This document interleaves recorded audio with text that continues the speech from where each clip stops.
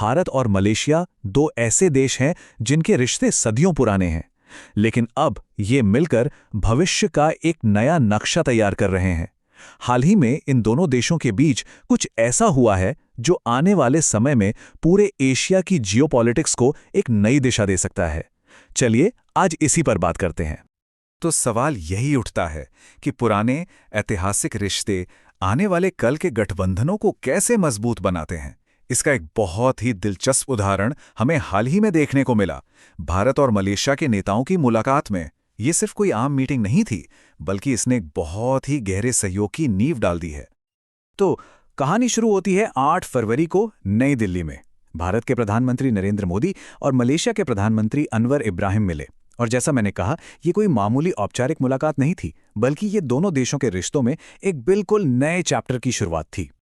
इस मुलाकात में दोनों देशों ने अपने संबंधों को व्यापक रणनीतिक साझेदारी यानी कॉम्प्रिहेंसिव स्ट्रैटेजिक पार्टनरशिप का दर्जा दिया। अब देखिए, ये शब्द सुनने में थोड़ा भारी भरकम लग सकता है ना, लेकिन इसका मतलब बहुत गहरा है। ये एक तरह का ऐलान है कि अब से ये दोनों देश लंबे समय के लिए हर जरूरी सेक्टर में, चाहे वो इकोनॉमी हो, कल्चर हो या फिर डिफेंस, एकदम कंधे से कंधा मिलाकर काम करेंगे।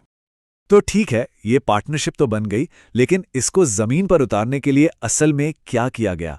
इसके लिए एक नहीं बल्कि 6 बहुत ही महत्वपूर्ण समझौतों पर साइन किए गए।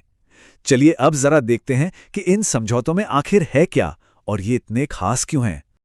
और ये समझौते साफ दिखाते हैं कि दोनों देशों की नज़र भविष्य पर है। देखिए, पहला है ब्रॉडकास्टिंग में सहयोग, मतलब एक दूसरे की कहानियों और कल्चर को बेहतर तरीके से समझना। दूसरा, सेमीकंडक्टर, जो आज की टेक दुनिया की रीढ़ है। फिर है फिनटेक और डिजिटल सहयोग, जो हमारी ऑनलाइन दुनिया को और बेहतर बनाएंगे। और तो और पारंपरिक चिकित्सा यानी ट्रेडिशनल मेडिसिन और अपने एक्सपर्ट्स की ट्रेनिंग में भी एक दूसरे की मदद करने पर सहमति बनी है। तो आप देख सकते हैं कि ये पार्टनरशिप कितनी गहरी और कितनी अलग अलग चीज़ों को कवर करती है। लेकिन इन सभी समझौतों की नींव सिर्फ आज की ज़रूरतें या इकोनॉमी नहीं है। इनकी नींव बहुत पुरानी और बहुत गहरी है, और यही बात इस पार्टनरशिप को सच में बहुत खास बना देती है। लेकिन इससे पहले कि हम कल्चरल कनेक्शन की बात करें, ये समझना बहुत ज़रूरी है कि आर्थिक तौर पर ये दोनों देश पहले से ही कितने करीब हैं। आसियान देशों के ग्रुप में मलेशिया भारत के सबसे बड़े और सबसे ज़रूरी इकोनॉमिक पार्टनर्स में से एक है। ये कोई छोटी बात नहीं है। और ये आंकड़ा देखिए, पिछले साल ही दोनों देशों के बीच 25 अरब डॉलर से भी ज़्यादा का व्यापार हुआ। सोचिए, 25 अरब डॉलर! तो जाहिर है, ये जो नए समझौते हुए हैं वो एक पहले से ही मजबूत आर्थिक रिश्ते को और भी ज़्यादा ताकत देने के लिए हैं।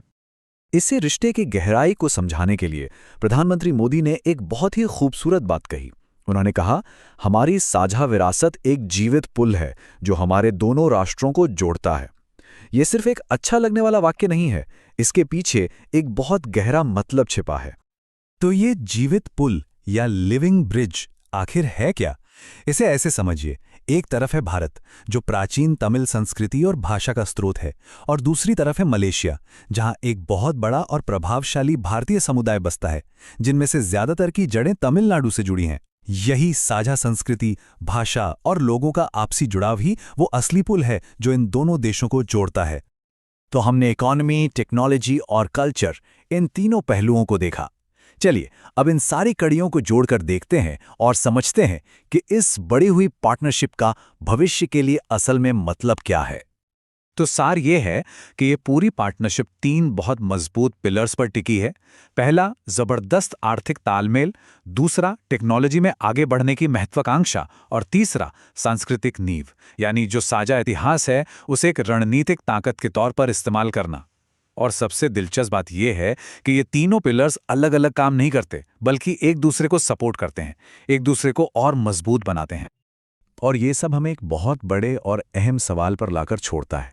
जैसे जैसे भारत और मलेशिया की ये पार्टनरशिप और गहरी होगी, ये एशिया के रणनीतिक नक्शे को कैसे बदलेगी?